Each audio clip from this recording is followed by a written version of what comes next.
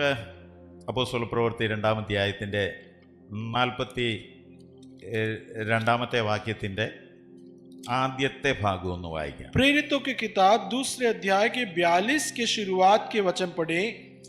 Acts 2:42. ആ ഉപദേശം കേട്ടു എന്ന് മതി. ഉപദേശം കേട്ടു. और उन्होंने प्रेरितों के शिक्षा पाए. അവര് അപ്പോസ്തലന്മാരുടെ ഉപദേശം കേട്ടു. അവരൊന്നിച്ചു വന്നപ്പോൾ അപ്പോസ്തലന്മാരുടെ ഉപദേശം കേട്ടു. वो इकट्ठा एक साथ होने लगे तो प्रेरितों की शिक्षाओं को पाने लगे. സ്തോത്രം. അവര് അപ്പോസ്തലന്മാരുടെ ഉപദേശം കേട്ടു എന്നാണ് എഴുതിയിരിക്കുന്നത്. उन्होंने प्रेरितों की शिक्षा को पाया, ये बात लिखा गया है.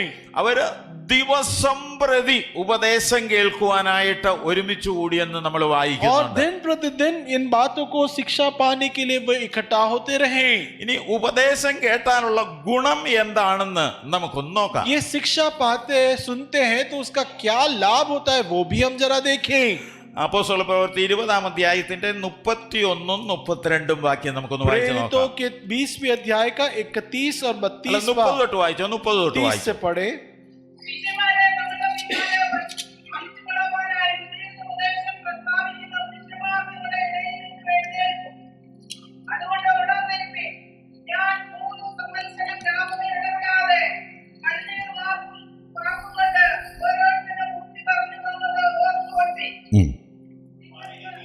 एक मिनट 32 को पढ़े.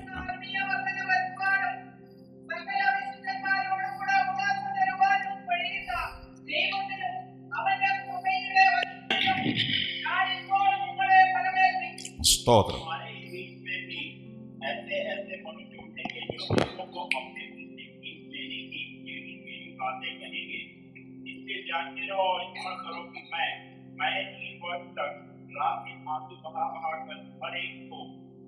देना ना छोड़ा और अब मैं परमेश्वर को और उनके अनुग्रह के वचन को सौंप देता हूं जो तुम्हारी मदद कर सकता है और सब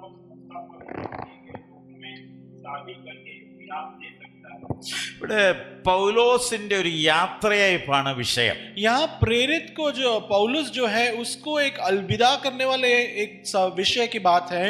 പൗലോസ് പറയുന്നു 3 വർഷം ഞാന് കണ്ണുനീർ വാർത്തും കൊണ്ട് ബുദ്ധി പറഞ്ഞു തന്നത് ഓർത്തുകൊള്ളുവേ. पौलुस कहता है कि 3 वर्ष तक रात दिन आंसू बहा बहाकर जो शिक्षाएं चेतावनियां दिए हैं उन्हें स्मरण रखें. അപ്പൊ ഞാനത് പറയുമ്പം 1.5 വർഷം മിച്ചം കൊണ്ട് ഞാൻ നിങ്ങളോട് പറയുന്ന ഉപദേശം നിങ്ങൾ ഓർത്തുകൊള്ളുവേ. और मैं आपसे जो पिछले 1-1.5 साल से आपको उपदेश शिक्षा दे रहा हूं वो बात भी आप स्मरण करें. അപ്പോൾ നമ്മൾ ഓർക്കേണ്ട കാര്യം ദൈവവചനത്തിന്റെ ഉപദേശമാണ്. हम जो बातें स्मरण करने की बातें जो है वो है परमेश्वर के वचन की शिक्षा.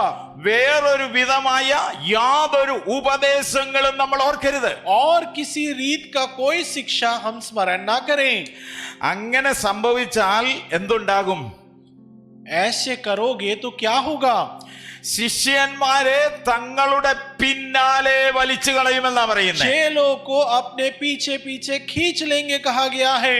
ആരാണ് വലിച്ചു കളയുന്നത്? कौन खींचेगा? വിപരീത ഉപദേശം പ്രസ്താവിക്കുന്ന പുരുഷന്മാർ നിങ്ങളുടെ ഇടയിൽ നിന്ന് എഴുന്നേൽക്കും. विपरीत शिक्षा देने वाले जो लोग हैं तुम्हारे बीच में से उठेंगे.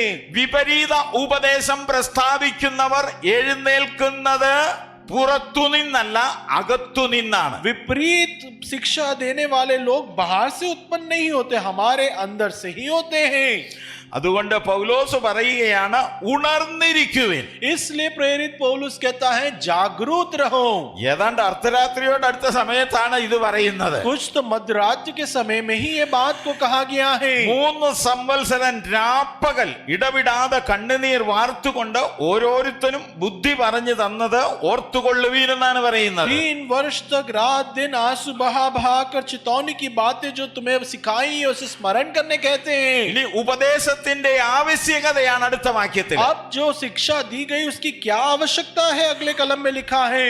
ഉപദേശം കൊണ്ട് ആത്മീക വർധനയുണ്ടാവുകയുള്ളൂ. और शिक्षा जो मिलता है उसके द्वारा ही आत्मिक बढ़ोतरी होगी. അടുത്തത് സകല വിശുദ്ധന്മാരോടും കൂടെ അവകാശം ലഭിക്കണമെങ്കിൽ നമ്മൾ ഉപദേശം കേൾക്കണം. और सारे पवित्र संत गणों के साथ तुम्हें भी अधिकारी बनना है तो शिक्षा को पाना ही होगा. പൗലോസ് പറയുകയാണ്, ഈ അവകാശം തരുവാൻ കഴിയുന്ന ദൈവത്തിലും അവന്റെ കൃപയുടെ വചനത്തിലും ഞാൻ നിങ്ങളെ ഫലമേൽപ്പിക്കുന്നു. और पौलुस कहता है कि जो अधिकार दे सके उसके कृपा और उसके शिक्षा में ही मैं आपको सिखाता हूँ. കൃപയിൽ മാത്രമല്ല നമ്മെ ഫലമേൽപ്പിച്ചിരിക്കുന്നത്, കൃപയിലും വചനത്തിലുമാണ് നമ്മളെ केवल ഫലമേൽപ്പിച്ചിരിക്കുന്നത്. अनुग्रह में हमें नहीं दिया गया, अनुग्रह के वचन को भी हमें सौंपा गया है. അതുകൊണ്ട് നമ്മൾ കൃപ കൃപ എന്ന് മാത്രം പറഞ്ഞ് മുൻപോട്ട് പോകരുത്. और इसलिए केवल अनुग्रह अनुग्रह कहते हुए मैं आगे नहीं बढ़ना है. ഒരു തുലാസിന്റെ രണ്ട് തട്ട് പോലെ കൃപയും വചനവും നമ്മുടെ ജീവിതത്തിൽ ഒരുപോലെ ഉണ്ടാകണം. एक तराजू में जैसे दो भाग होते हैं वैसे ही एक भाग में अनुग्रह और दूसरे भाग में वचन को रख कर कहना है. അപ്പോൾ ഉപദേശം കൈക്കൊണ്ടില്ലെങ്കിൽ ദുരുപദേശത്തിലേക്ക് ജനം പോയി കളയും. और इसलिए अगर उपदेश की बातें शिक्षा के बातों को स्वीकारा नहीं तो लोग गलत राहों में चले जाएंगे. അതുകൊണ്ട് ഉപദേശം എന്നത് നമുക്ക് ഒഴിവാക്കിയിട്ടുള്ള കാര്യമല്ല. और इसलिए जो शिक्षा दिया जाता है उसे हमें कभी टाल नहीं सकते हैं. ദൈവം സഭയ്ക്ക് ശുശ്രൂഷക വൃന്ദത്തെ കൊടുക്കുമ്പോൾ ഉപദേഷ്ടാക്കന്മാർ എന്നൊരു ഗ്രൂപ്പിനെ അവിടെ കാണുന്നുണ്ട്. परमेश्वर कलीसिया को जब कार्यों को सौंपता है तो उपदेशकों का एक झुंड भी है. ഉപദേഷ്ടാക്കന്മാർ ഇന്ന് ഉപദേശം പറയുന്നില്ല എന്നുള്ളതാണ് സങ്കടമായ കാര്യം. उपदेशक लोग आज ये शिक्षा देते नहीं, वही आज की दुख की बात है. എന്റെ മനസ്സിലെ വിചാരം, मेरे मन की सोच, ദൈവം തരുന്ന കൃപയ്ക്കനുസരിച്ച് ഈ ഉപദേശം ഞാൻ നിങ്ങളോട് പറയുന്നുണ്ട് എന്നുള്ളതാണ്. परमेश्वर जो मुझे देता है उस अनुग्रह के अधीन रहते हुए ये शिक्षा मैं आपको सिखाता हूँ. പറയുന്ന ഞാനും കേൾക്കുന്ന നിങ്ങളും അത് പാലിച്ച് മുൻപോട്ട് പോയാൽ അനുഗ്രഹത്തിനും നന്മയ്ക്കും കാരണമാകും. कहने वाला मैं, सुनने वाले आप यदि इसको स्वीकारते हुए आगे बढ़ेंगे तो ये हमारे लिए आशीष का कारण बनेगा. അത് ഞാൻ ചെയ്യുന്നില്ലെങ്കിൽ എനിക്ക് കൂടുതൽ അടി കിട്ടും. यदि ये मैं ना करूंगा तो मुझे ज्यादा ताड़ना मिलेगा. നിങ്ങൾ നിങ്ങൾ ചെയ്യാതെ ഇരുന്നാൽ എനിക്ക് കിട്ടുന്ന അടിയുള്ള ഒരു രണ്ട് കുറച്ച് നിങ്ങൾക്കും കിട്ടും. और तुम जो सुनने वाले नहीं करोगे तो मुझे जो ताड़ना मिलता है उसमें दो कम पर आपको भी मिलेगा.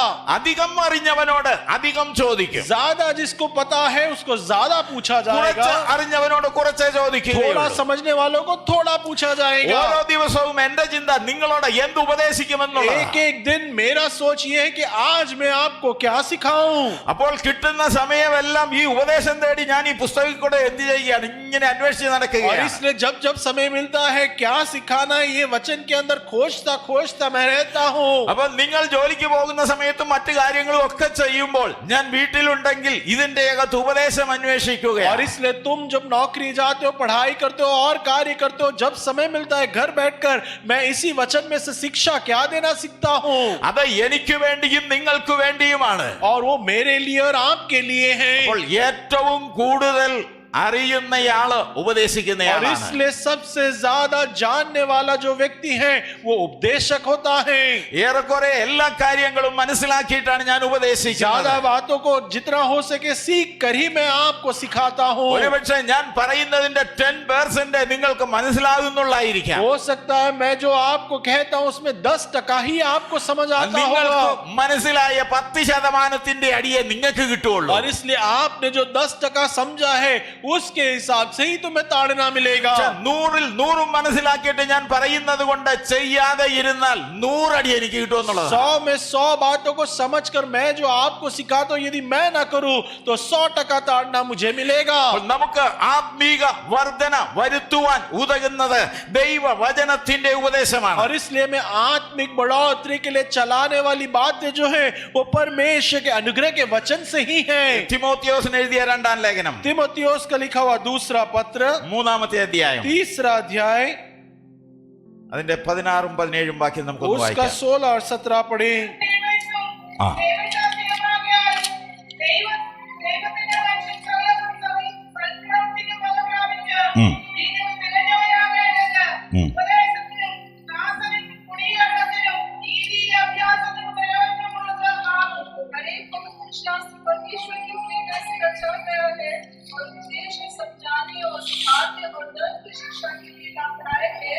ताकि परमेश्वर का चिन्ह सिद्ध बने और हर एक भले काम के लिए എന്തുകൊണ്ട് ഈ വക കാര്യങ്ങൾ ദൈവമക്കളുടെ ജീവിതത്തിൽ നടക്കണം? और क्यों ये सारी बातें परमेश्वर के बच्चों के जीवन में होना है? ഇവിടെ ദുഷ്ട മനുഷ്യരും മായാവികളും ഉണ്ട് എന്ന് 13ാമത്തെ വാക്യത്തിൽ പറയുകയാണ്. ये दुनिया में दुष्ट लोग और मायावी लोग हैं, ये जो है 13वें कलम में लिखा है. അവർ വഞ്ചിച്ചും വഞ്ചിക്കപ്പെട്ടും കൊണ്ട് മേൽക്കുമേൽ ദോഷത്തിന് മുതിരുന്നു. और वो धोखा देते हुए और धोखा खाते हुए बिगड़ते चलते जाते हैं. അപ്പോൾ ഉപദേശം കേൾക്കുന്നില്ലെങ്കിൽ വഞ്ചിക്കപ്പെട്ടു പോകും. और इसलिए अगर शिक्षा को हम नहीं सुनते तो हम धोखा खाएंगे, മായാവികളുടെ തന്ത്രത്തിൽ വീണു പോകും. बहकाने वाले लोगों के तंत्रों में हम गिर जाएंगे. മേൽക്കുമേൽ ദോഷത്തിന് മുതിരുന്നവർ എന്നാണ് അവരെ और കുറിച്ച് धोखे പറയുന്നത്. के ऊपर धोखा खाने वाले लोग बन जाएंगे. അപ്പോൾ ഉപദേശമില്ലെങ്കിൽ പിശാചിന്റെ വലയ്ക്കകത്ത് കയറി പോകും. और इसलिए अगर उपदेश की बातें को ना सीखेंगे तो शैतान के जाल में हम फंस जाएंगे. പൗലോസ് 14ാമത്തെ വാക്യത്തിൽ പറയുന്നു, നീയോ ഇന്നവനോട് പഠിച്ചു എന്ന് ഓർക്കണം. और 14वें कलम में पौलुस कहता है, परंतु तू उन बातों को जो तूने सीखा है उसे स्मरण करना. തിമോത്തിയോസിനോട് പറയുന്നു, നീ എന്നോട് പഠിച്ചു എന്നുള്ള കാര്യം നീ ഓർത്തണമെന്നാ और പറയുന്നത്. तीमुथियुस से कहते हैं पौलुस कि तूने मुझसे बातें सीखी, ये बात को स्मरण रखना. പൗലോസ് എവിടുന്ന് പഠിച്ചു? पौलुस ने ये बात कहां से सीखा? ക്രിസ്തു യേശുവിൽ നിന്ന് പഠിച്ചു. मसीह यीशु के द्वारा सीखा. അത് കൊരിന്ത്യ ലേഖനത്തിൽ और മനസ്സിലാകുന്നുണ്ട്. वो बात हम कोरिन्थियों के पत्र में समझते हैं. ഞാൻ കർത്താവിങ്കൽ നിന്ന് പ്രാപിക്കുകയും നിങ്ങൾക്ക് ഏൽപ്പിക്കുകയും ചെയ്തത് എന്തെന്നാൽ എന്ന് പറഞ്ഞാണ് എഴുതുന്നത്. क्योंकि ये बात मैंने प्रभु से सीखी और मैंने तुम्हें सौंप दी कहकर लिखता है.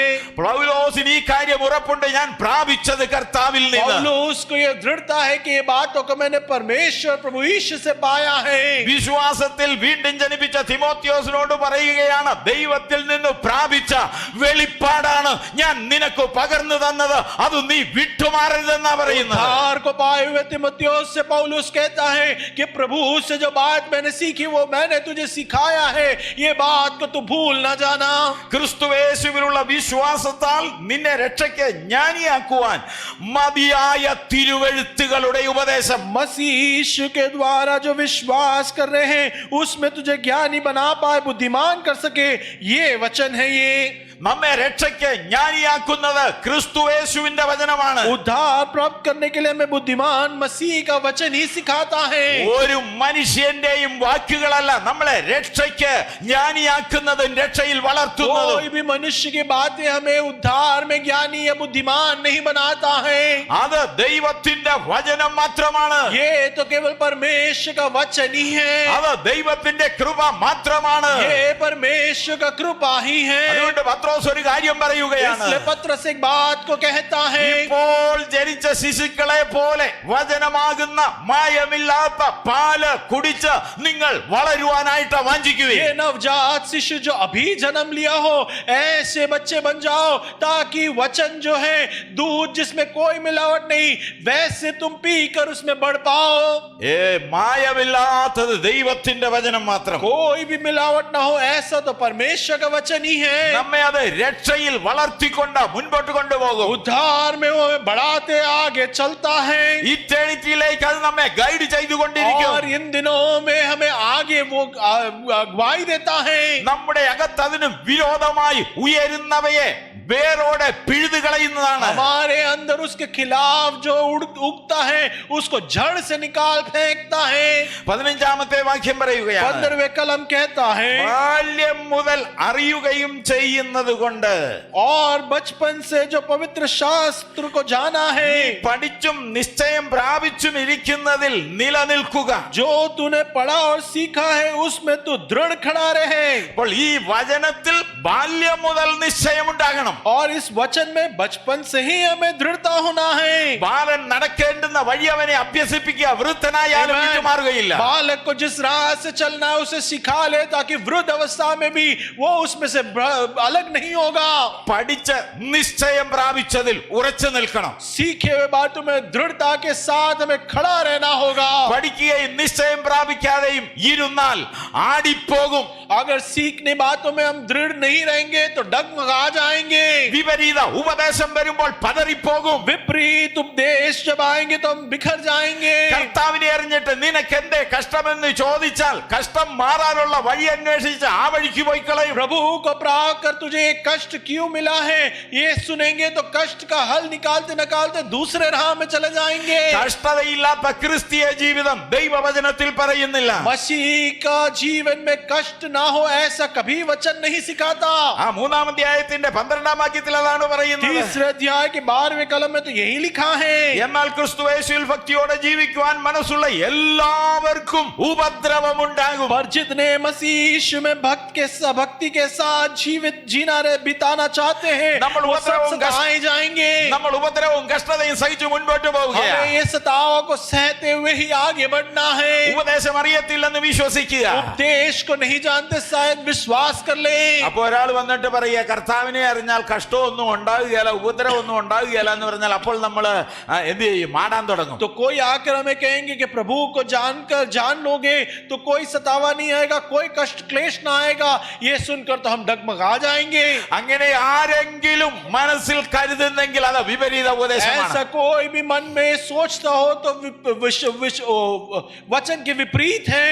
അയ്യോബ് പറയുന്നത് ശ്രദ്ധേയമാണ്. और अय्यूब कहता है ध्यान दे।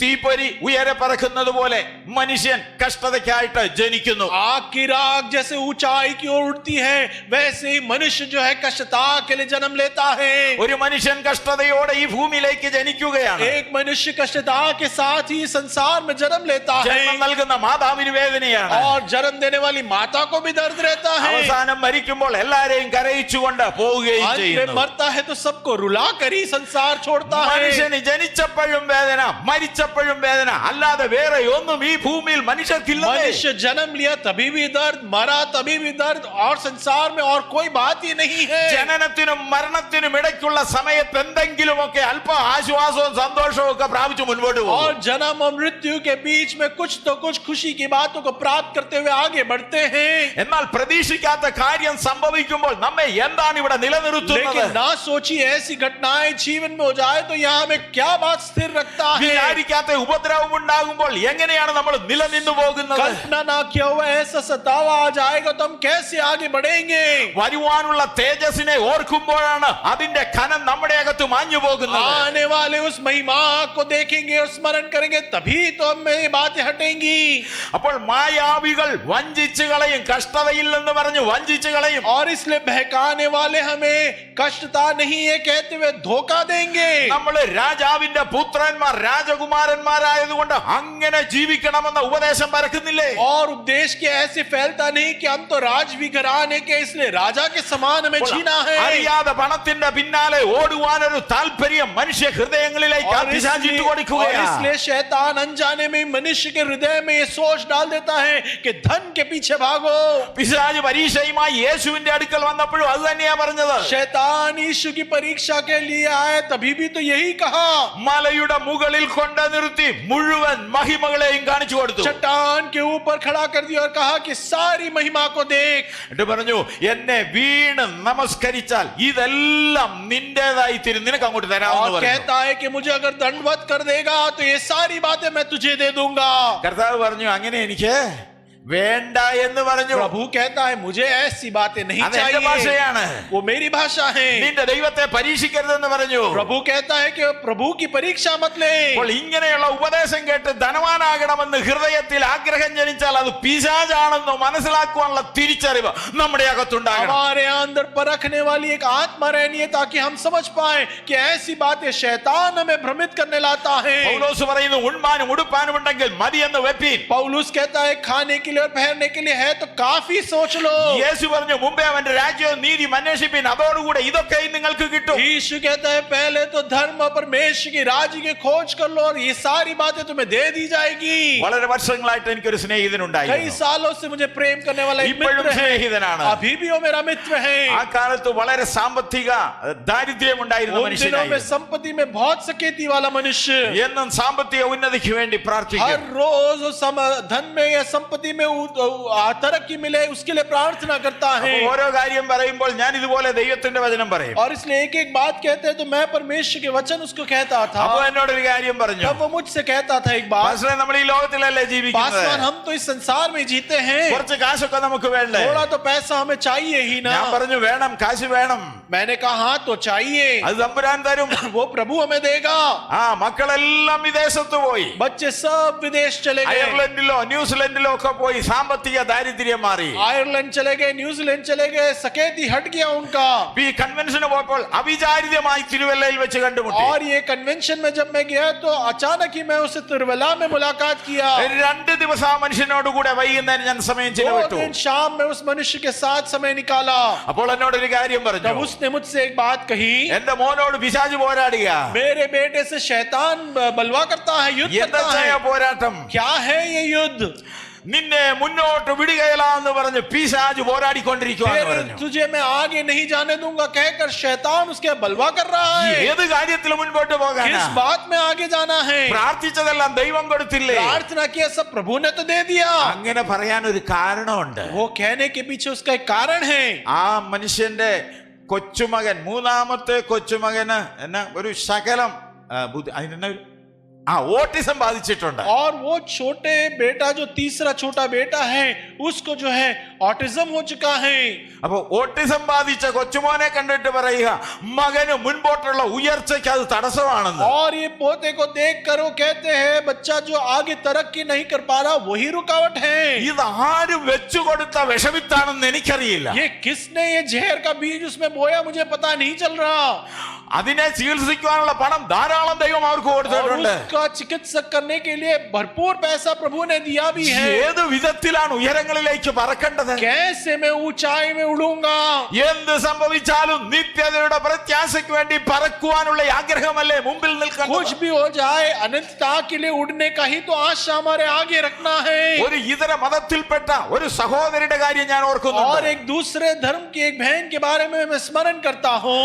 വളരെ പ്രസംഗം നടത്തുന്ന ഒരു അച്ഛൻ, बहुत ही अच्छा प्रचार करने वाला एक याचक।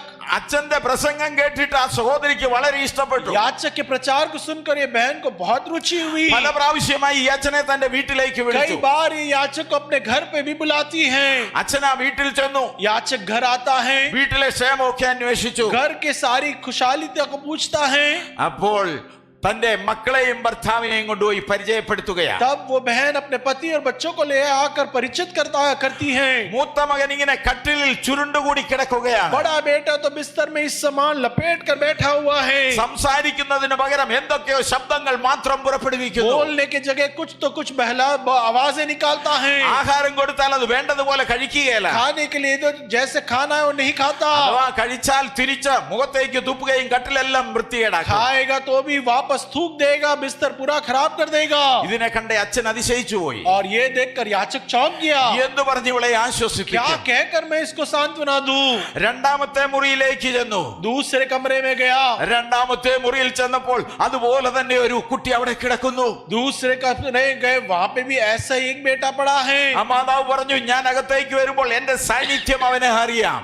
वो माता कहती है कि मैं जब कमरे में आती हूँ तो वो मेरे सानिध्य को पहचान लेता है। ഇവന് മൂത്തവനോളം അത്രയൊന്നും കുഴപ്പമില്ലെന്നേ ഉള്ളൂ. बड़े जितना इतना तकलीफ तो नहीं है इसे, എന്നാലും അവനും കുഴപ്പമുണ്ട്. लेकिन फिर भी उसको तकलीफ है। അടുത്തത് മൂന്നാമത്തെ മകനെ കൊണ്ടുചെന്ന് और പരിചയപ്പെടുത്തി. फिर तीसरे कमरे में तीसरे बच्चे को परिचित किया। അതാരായിരുന്നല്ലേ? वो कौन है? ആ സഹോദരിയുടെ ഭർത്താവാണ്. वो पत्नी का पति है। ആദ്യത്തെ മകൻ അബോർട്ടായി പോയി, മരിച്ചുപോയി. पहला बेटा तो गिर गया था, मर गया। രണ്ടാമത്തെ മകൻ ഇങ്ങനെ ജനിച്ചു. दूसरा बेटा इस समान जन्म लिया। അപ്പോൾ ദൈവം കരുണ കാണിക്കുമെന്ന് പറഞ്ഞ് ആശ്വസിപ്പിച്ചു ഭർത്താവിനെ. तब पति को सांत्वना दिया कि प्रभु आश्वासन देगा। മൂന്നാമത്തവൻ ജനിച്ചപ്പോൾ ആ ഭർത്താവിന്റെ സമനില തെറ്റിപ്പോയി, ഒരു മുഴുഭ്രാന്തനെ പോലെ ആയിപ്പോയി. तीसरा भी जब ऐसा जन्म हुआ तो पति का होश खो गया, वो पागल समान हो गया है। അവൻ വയലന്റ് ആയി തീർന്നു. वो बहुत ही आक्रोशित हो गया है। അങ്ങനെ അവനെ കൊണ്ടുപോയി ട്രീറ്റ്മെന്റ് ചെയ്തു സഡേഷനൊക്കെ കൊടുത്ത് അവിടെ ഇങ്ങനെ और ऐसे കടത്തി उसको चिकित्सा कर उसको नींद की गोलियां दे देकर ऐसे सुलाया गया है। അവനെ കൂടെ കണ്ടപ്പോൾ ആ അച്ഛന്റെ എന്താ പറയുക ചിന്തകളെല്ലാം വല്ലാത്ത നിലയിലെത്തി. उसे भी देखा तो याचक का सोच तो बहुत ही अलग रूप से चला गया। ഇവിടെ എന്ത് പറഞ്ഞ് ആശ്വസിപ്പിക്കും? इनको क्या कहकर मैं तसल्ली दूं?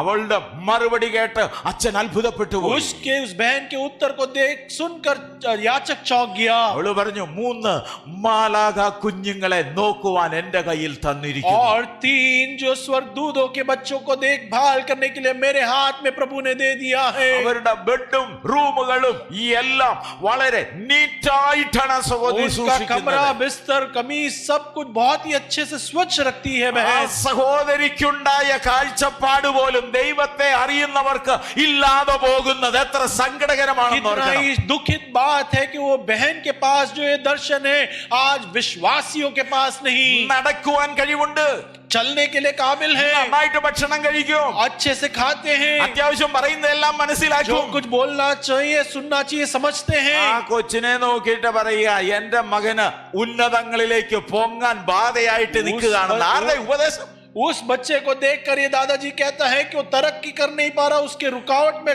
शैतान है। ഭൂമിയിൽ കഷ്ടങ്ങളില്ലാതെ മനുഷ്യർ മുൻപോട്ട് പോകില്ല. पृथ्वी में संसार में कष्टता बिना मनुष्य आगे नहीं जा सकता। അതിന്റെ നടുവിൽ ആശ്വാസം തരുന്നത് കർത്താവാണ്. उसके बीच में हमें तसल्ली प्रभु देता है। കർത്താവ് നമ്മളെ നിലനിർത്തുവന്നേ, प्रभु हमें स्थिर खड़ा करेगा, തകർന്നു പോകാൻ അനുവദിക്കില്ല. बिखर जाने के लिए वो कभी अनुमति ना देगा। ഡിസ്കൗണ്ട് ആയിട്ട് കൊടുക്കുന്ന ഒരു കുരുകിലിനെ തമ്പുരാൻ അറിയുന്നില്ലേ? और डिस्काउंट में देने वाले कबूतर को क्या प्रभु नहीं जानता? അങ്ങനെയെങ്കിൽ തന്റെ ഛായയിൽ സൃഷ്ടിച്ച നമ്മളെ അവിടുന്ന് എത്ര അധികം കരുതുന്നു. ऐसा है तो उसके ही इच्छा पर छाई में हमें जो रचना किया है हमारा കഷ്ടമെന്ന് कितना പറഞ്ഞ് देखभाल നിങ്ങൾ करेगा। നിരാശപ്പെട്ടു പോകരുത്. कष्टता सुनकर निराशित ना हो നിങ്ങളുടെ जाओ। ഹൃദയത്തിന്റെ അകത്ത് പ്രത്യാശ വർദ്ധിക്കട്ടെ. तेरे हृदय के अंदर आशा बनाए रहे। കഷ്ടത്തിന്റെ മേൽ ജയം തരുന്ന വിശ്വാസം ഉണ്ടാകട്ടെ. कष्टता के ऊपर जय देने वाला विश्वास നിങ്ങളുടെ आए। ഹൃദയത്തിൽ ദൈവത്തിന്റെ സാന്നിധ്യം ഇറങ്ങി तुम्हारे വസിക്കട്ടെ. हृदय के अंदर परमेश्वर का सानिध्य आकर പരിശുദ്ധാത്മ रहे। സാന്നിധ്യത്തെ അനുഭവിച്ചറിയുക. पवित्र आत्मा के सानिध्य को महसूस करे। 16ാമത്തെ വാക്യം, 16वां कलम, എല്ലാ തിരുവെഴുത്തുകളും ദൈവശ്വാസീയമാണ്.